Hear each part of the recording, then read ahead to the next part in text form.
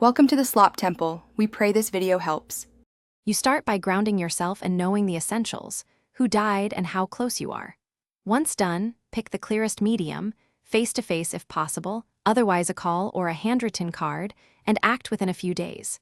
Make sure to prepare one concise memory or a genuine offer of help, such as a meal or running errands.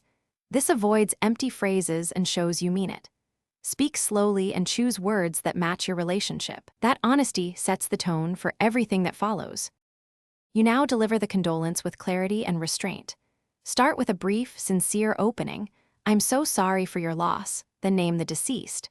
After that, share one clear memory or trait to make it personal. Keep it to 1 or 2 sentences so you do not overwhelm them.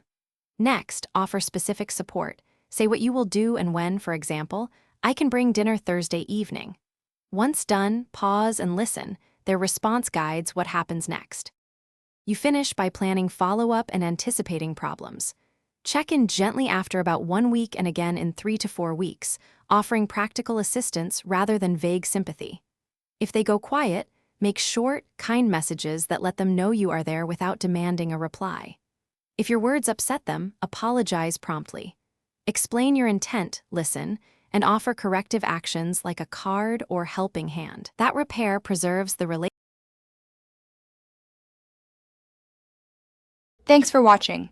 Consider subscribing if we helped you.